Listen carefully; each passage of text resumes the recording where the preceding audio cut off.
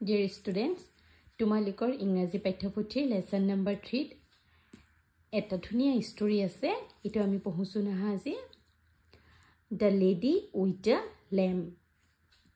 মহিলা লগত এটা lamb Florence Nightingale was born on 12th May 1820 in Florence, Italy Florence Nightingale নামৰ মহিলা গৰাকীৰ জন্ম হৈছিল 12 মে 1820 চনত ইটালীৰ ফ্লৰেন্সত She wanted to help people তাই মানুহক হেল্প কৰিব বিচাৰিছিল So she spent her life serving the poor and people suffering from illness কি কৰিছে হেয়ে তেখেতে নিজৰ জীবনটো দুখিয়া আৰু বেমাৰী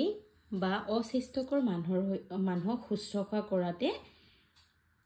জীবনটো কটাই দিছিল এগৰাকী সোৱা মহিলা গৰাকী ইয়াদিছা তেওঁ সুস্থতা কৰিছে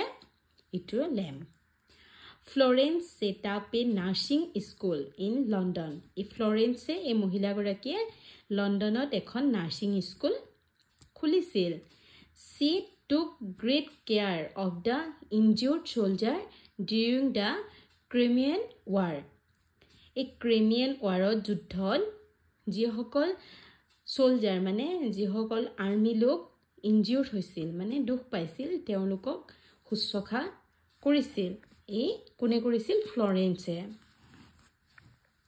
Florence Nightingale carried a lamp at night and treated people suffering from illness a Florence Nightingale ৰাতি এটা লেম্প লৈ ফুৰে আৰু এই বেমাৰত ভুগি থকা মানুহবিলাকক সহায় কৰে এই আছে তেখেতে লেম্পটো লৈ আছে So she was called the lady with the lamp হে তেখেতক কি বুলি কোৱা হয় মহিলা গৰাকী যাৰ হাতত এটা লেম্প থাকে হে বুলি কোৱা যায় International Nurse Day May 12 We celebrate Florence Nightingale's birthday as International Nurse Day. আৰু এই মহিলা গৰাকী ইমান মানুহক সহায় কৰিছিল দুখীয়া লোক আৰু ৰোগীসকলক সহায় কৰিছিল সেই কাৰণে তেখেতৰ জন্ম দিনটো মানে মেৰ 12 তাৰিখটো আমি কি দিৱস হিচাপে পালন কৰো ইন্টাৰনেশ্যনেল নাৰ্ছ ডে হিচাপে পালন কৰো বুজিলা